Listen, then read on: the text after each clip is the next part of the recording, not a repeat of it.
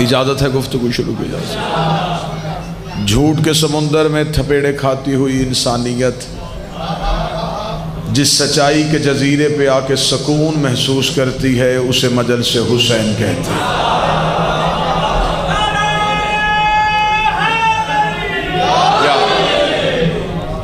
اس نفسہ نفسی کے دور میں، اس افراتفری کے عالم میں، سسکتی، تڑپتی اور بلکتی ہوئی انسانیت جس گھر میں آ کے پرسکون ہو جاتی ہے اس گھر کو مجلس حسین کہتے ہیں۔ آپ کی سوچوں سے کم میں نے پڑھنا ہے۔ آج کے اس خطرناک ترین دور میں دو چیزیں انسان بڑی مشکل سے دیتا ہے، ایک پیسہ اور ایک وقت۔ دو چیزیں انسان وہاں دیتا ہے جہاں سے اسے فائدہ ملتا ہو، پیسہ بھی وہاں دیتا ہے جہاں سے فائدہ ملتا ہو، وقت بھی وہاں دیتا ہے جہاں سے۔ اعتراض کرنے والا اعتراض کرتا ہے کہ مدت ہو گئی تمہیں یہ دونوں چیزیں حسین کو دیتے ہوئے، وقت حسین کو، پیسہ حسین کے نام پہ، سبیلیں حسین کے نام پہ، مجلس حسین کے نام پہ، لنگر حسین کے نام پہ، نیاز حسین کے نام پہ۔ مجلس صبح شروع ہوتی ہے رات تک چلی جاتی ہے، رات کو شروع ہوتی ہے صبح تک چلی جاتی ہے۔ بیٹھنے والا نہ تھکتا ہے نہ پریشان ہوتا ہے نہ حالات سے گھبراتا ہے۔ دھماکے ہوتے ہیں ذکر نہیں رکتا، دھمکیاں ملتی ہیں مجلس سے ختم نہیں ہوتی، بانی پابند کیا جاتا ہے مجلس پھر بھی ہو جاتی ہے، جلوس روکا جاتا ہے روٹ پھر بدل جاتا ہے۔ آخر تم حسین سے چاہتے کیا ہو؟ حسین تمہیں دیتا کیا ہے؟ تم دونوں چیزیں حسین کو دیتے ہو، تمہیں مجلس حسین سے ملتا کیا ہے؟ جو بندہ کہتا ہے تمہیں مجلس حسین سے کیا ملتا ہے، آؤ میں تمہیں مجلس حسین کا سب سے بڑا فائدہ بتاؤں۔ مجلس حسین کا سب سے بڑا فائدہ یہ ہے کہ ابلیس نماز میں آ سکتا ہے، ذکر شبیر میں نہیں آ سکتا۔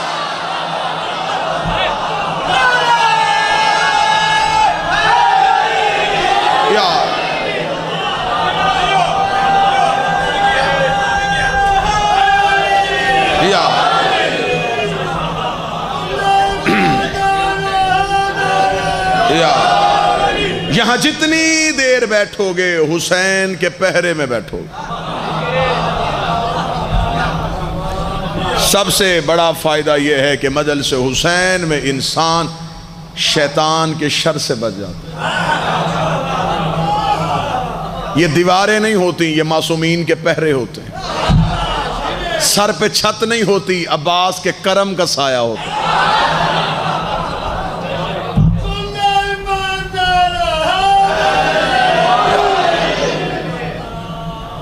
یہ واحد بادشاہ کائنات کا حسین ابن علی جو اپنے دربار میں سب کو ایک کر کے بٹھا دیتا ہے۔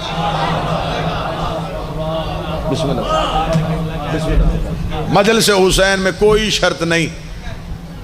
بانی مجلس دروازے پہ جو بندے کھڑے کرتے ہیں وہ جسموں کی تلاشیاں لیتے ہیں، عقیدوں کی نہیں لیتے۔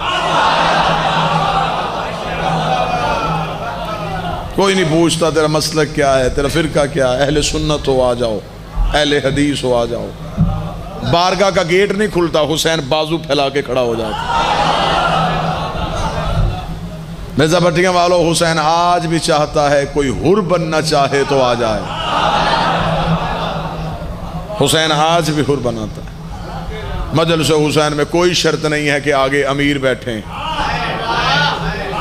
پیچھے غریب بیٹھیں، اگلی صفوں میں پڑھے لکھے بٹھاؤ، پچھلی صفوں پہ ان پڑھ بٹھاؤ، بزرگوں کو آگے کر دو، بچوں کو باہر نکال دو۔ حسین کے دربار میں یہ فرق ہے ہی نہیں۔ یہاں پڑھے لکھے کے ساتھ جڑ کے ان پڑھ بیٹھ جاتا ہے، امیر کے پہلو میں آ کے غریب بیٹھ جاتا ہے۔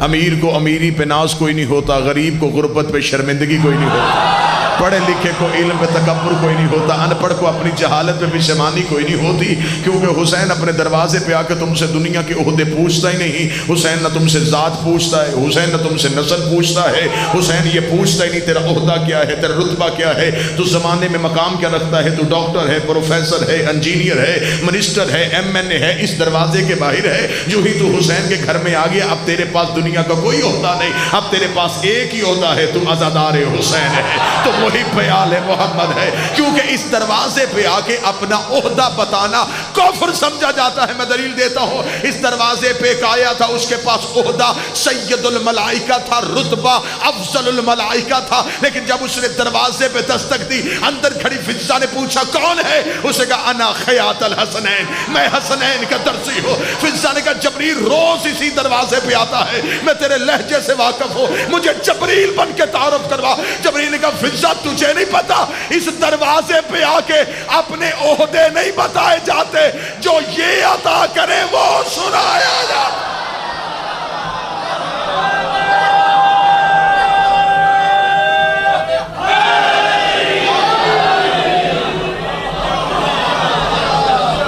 غرور کا خاتمہ، تکبر کا خاتمہ۔ واجب الاحترام قابل سادہ احترام قبلہ محمد عباس قمی صاحب تشریف فرمائیں، میرے بھائی سید نجم الحسن شرازی صاحب تشریف فرمائیں۔ ان سے دعا لینے کے لیے جملہ کہہ رہا ہوں، مجلس حسین میں آنا شیعت نہیں، مجلس کو گھر لے کے جانا شیعت۔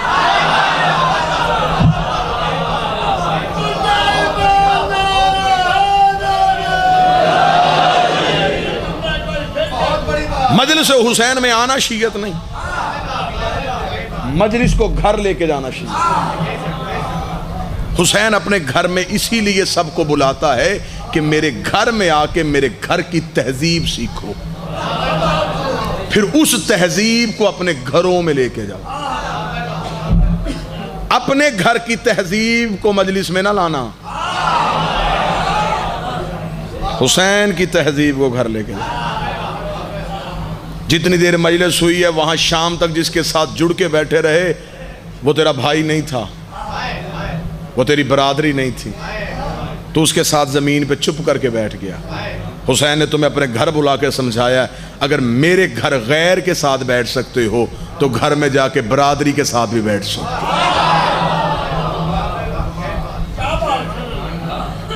حسین نے غرور کا خاتمہ کر دیا، حسین نے تکبر کا خاتمہ کر دیا۔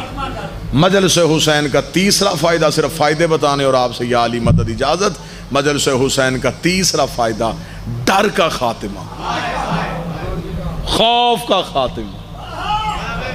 کوئی خوف ہے ہی نہیں، ورنہ جتنے دھماکے مجلسوں میں ہوئے ہیں، جتنا اس عزاداری کو روکنے کی کوشش کی جاتی ہے، یہ عزاداری تو رک جاتی، یہ ختم ہو جاتی۔ جس مارکیٹ میں ایک بم دھماکہ ہو جائے اس مارکیٹ میں دوبارہ کوئی نہیں جاتا۔ حسین کے ذکر سے ادھر سے جنازے اٹھائے جاتے ہیں، ادھر سے حسین اور تیار کر کے پھر بھیج دیتے۔ اور یہ حسین کے در کی سچائی ہے۔ آج تک جتنے دہشت گرد پکڑے گئے انہوں نے یہ کہا کہ ہم دہشت گرد نہیں۔ حسینیوں میں سے آج تک کسی نے یہ نہیں کہا کہ میں حسینی نہیں۔ ہمیں حسین دشمن کے سامنے آنکھوں میں آنکھیں ڈال کے جینا سکھاتا ہے، کیونکہ حسین نے ہمیں کربلا میں موت کا ڈر ختم کر دیا ہے۔ کربلا سے پہلے اصول اور تھے، کربلا کے بعد اصول اور ہو گئے۔ 10 محرم 61 ہجری سے پہلے اصول تھے کہ زیادہ جیتتے تھے، تھوڑے ہارتے تھے۔ دریا جیتتا تھا، پیاس ہارتی تھی، تلواریں چڑھتی تھی، گردنیں کٹتی تھی، نیزے بلند ہوتے تھے، سینے چھلنی ہوتے تھے۔ 10 محرم کو کربلا کی گرم ریت پہ بیٹھ کے محمد کے بیٹے نے جنگوں کے قانون توڑ دیا۔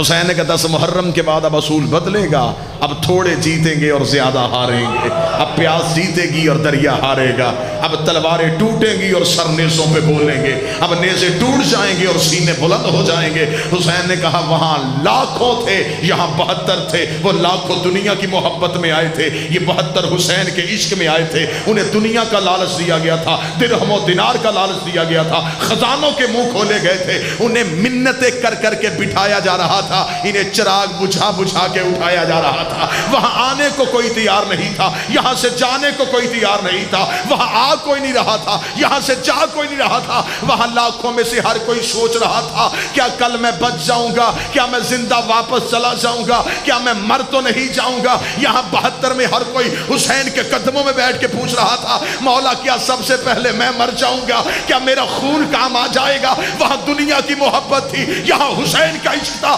حسین نے دنیا کو اپنا عشق بتا دیا، حسین نے زمانے کو سکھا دیا۔ حسین نے کہا یہاں 72 وہاں لاکھوں، لیکن تاریخ نے دیکھا ادھر سے میرا اکبر نکلا، ادھر سے 10,000 بھاگ گیا، ادھر سے میرا غازی نکلا، ادھر سے 30,000 بھاگ گیا۔ حسین نے کہا دنیا مان گئی، وہاں لاکھوں میں ہزاروں بھاگے، یہاں 72 میں ایک بھی نہیں بھاگا۔ انہوں نے موت کی آنکھوں میں آنکھیں ڈالی۔ موت ڈر گئی حسین والوں سے، حسین والے موت سے نہیں ڈرے۔ یہی تو وجہ تھی کہ شہزادہ علی اکبر نے مقتل میں کھڑے ہو کے کہا بابا اگر ہم حق پہ ہیں تو پھر ہمیں کیا فکر، ہم موت پہ جا پڑیں یا موت ہم پہ۔ یہ فلسفہ حسین کے بیٹے دے گئے کہ صرف موت نہیں مارتی، موت کو بھی کوئی مار لیتا۔ پارا چنار لہو لہو، کوئٹہ لہو لہو، کراچی لہو سے بھرا، میری شیعت کا پورا جسم لہو سے داغدار ہو، لیکن ہم نے حسین نہیں چھوڑا۔ ہماری جسم کٹ سکتا ہے، ہم سے کوئی عزادار یہ شبیر جدا نہیں کر سکتا۔ بسم اللہ سرکار، یہ عزادار یہ شبیر ہمارے لہو میں رچی بسی ہے۔ مجھے حسین کی عزت کی قسم ہے، میں نے مجلس حسین والے دن لوگوں کے گھروں میں جنازے دیکھے ہیں، مائیں بیٹوں کو نہیں روتی، آکے زہرا کی اولاد کو روتی۔ بولے پنڈی بھٹیاں اور گرد و نواح کا مجمع، اللہ نہ کرے ایام ازاں میں کسی کے گھر موت ہو جائے، ہم اس کے گھر فاتحہ پڑھنے نہیں جاتے، اور جس کے گھر موت ہوئی ہوتی ہے اسے شکوہ بھی کوئی نہیں ہوتا، اسے پتا ہوتا ہے کہ محمد کے بیٹے کی سابش۔ حکومت وقت ہم سے مجل سے نہ چھینے، یہ ہماری روح میں رچی ہوئی ہے۔ یہ وعدہ ہے اس بہن کا جس نے چادر دے کے وعدہ کیا، حسین میری حسرت ہے کوئی تجھے روئے، یہ حسرت ہے۔ فضائل تو صرف معصوم کے اس فرمان کو پورا کرتے ہیں کہ اپنی مجلسوں کو زینت دو ہمارے جد علی کے ذکر کے ساتھ، ورنہ اصل میں تو ہم رونے ہی آتے ہیں۔ ہمارا مقصد تو صرف گریہ ہے، کیونکہ جو پردے میں بیٹھی ہے وہ ہماری تقریریں سننے نہیں آئی، وہ ہم سے کیا فضائل سنے گی؟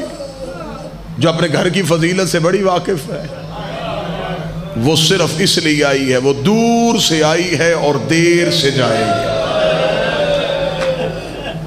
مجلس ختم ہو، بانی مجلس اس بات پہ غرور نہ کرے آج میرے پاس اتنے ذاکر آئے، فلاں فلاں بندہ میرے پاس پڑ گیا، مجلس ختم ہو، مجلس والی جگہ پہ مصلی عبادت بچھانا، 2 رکعت نماز ہدیہ کر کے شہزادی کو سر سجدے میں رکھ کے کہنا میں مقروض ہو گیا، آج میرے گھر میں زہرا آئی تھی، آج میرے گھر میں محمد کی بیٹی آئی تھی۔ اس بی بی کی بڑی حسرت ہے، کوئی حسین کو روئے، کوئی حسین کو روئے۔ بس ایک سطر پڑھ دیتا ہوں مصیبت کی، جب آ گئی ہے نا قید نبھا کے واپس مدینے، یہ نہیں کہا کہ سجاد یہ کون سا شہر ہے، بی بی نے پوچھا سجاد یہ مدینہ؟ ہاں ماں یہ مدینہ۔ بی بی رو کے کہتی آج میں نے پہلی بار باہر سے دیکھا ہے، ہائے ہائے ہائے۔ 28 رجب کو گئی تھی، عباس کے پہرے میں گئی تھی، سجاد میں مدینے کی بیرونی دیواروں سے واقف ہی نہیں تھی۔ اے سجاد یہ مدینہ؟ ہاں ماں یہ مدینہ ہے۔ بی بی رو کہتی سجاد مجھے بتا میرے نانے کی قبر کہاں ہے؟ فرمایا وہ سامنے قبر ہے۔ سادات و غیر سادات مجھے سطر معاف کر دینا، علامہ مجلسی نے بہار کی جلد میں لکھا ہے علی کی بیٹی اٹھی اور قبر رسول کی طرف چلی۔ میرا ہاتھ ہے غلاف ممبر پہ، میں قسم دے کے کہتا ہوں میں نے تمہارے ڈر سے کہا ہے کہ نبی کی بیٹی چلی، ورنہ کتاب لکھتی علی کی بیٹی ایسے گئی جیسے اکبر کی لاش پہ حسین۔ اللہ ہی نوازوں پہ رحم کرے، محمد کی بیٹی تیرا رونا قبول کرے۔ ایسے گئی جیسے اکبر کی لاش پہ حسین آئے تھے، تنہا ہا کے رسول کی قبر پہ کھڑی ہو گئی رسول کی بیٹی، یوں دروازہ رسول پہ ہاتھ رکھا، کافی دیر تک قبر نبی کو دیکھتی رہی، سسکیاں لے لے کے روتی رہی۔ پھر علامہ مجلسی کہتے بی بی نے نوحے کی 4 سطریں پڑھی ہیں، 4تھی سطر پہ مدینے میں زلزلہ آ گیا ہے، میں وہ 4 سطریں پڑھنے لگا ہوں، 4تھی سطر پہ ابراہیم کے سر سے امامہ اتر گیا ہے، یوسف کو نبوت بھول گئی ہے۔ بی بی نے 4 سطریں کیسی پڑھی ہیں؟ بی بی قبر نبی پہ آ کے کھڑی ہوئی، بی بی رو کے ہاتھ باندھ کے کہتی نانا او میرا مظلوم نانا، نانا ایک بار قبر سے نکل کے پہچان میں وہی زینب ہوں۔ بی بی نے دوسری سطر پڑھی، بی بی رو کے کہتی نانا تیری اذان بچ گئی، میرا مؤذن کربلا میں سو گیا۔ بی بی نے تیسری سطر پڑھی، بی بی رو کے کہتی نانا تیری نماز بچ گئی، میرا نمازی کربلا میں سو گیا۔ اب میں دیکھوں گا وہ بندہ شیعہ بھی ہو رہا ہے نہ کہے۔ 4تھی سطر پڑھنے سے پہلے علی کی بیٹی نے گٹھڑی کھولی، گٹھڑی سے حسین کا تیروں والا کرتا نکالا، کرتا نکال کے قبر نبی پہ چادر بنا کے ڈالا، رو کے دی نانا قبر سے نکل کے پہچان یہ اسی حسین کا کرتا ہے جو تیری زلفیں تھاما کرتا تھا۔ قبر رسول پہ زلزلہ آ گیا، آواز آئی زینب کرتا ہٹا، زینب کرتا ہٹا، رو کے کہتی نانا تجھ سے بیٹے کا کرتا برداشت نہیں ہوا، رات آدھی ہونے دے، میں اکیلی تیری قبر پہ آؤں گی، تیری قبر کا چراغ بجھاؤں گی، میں تجھے اپنا لباس دکھاؤں، تو پھر مجھے بتانا امت نے اتنا تیرے بیٹوں کو نہیں مارا جتنا تیری بیٹیوں کو۔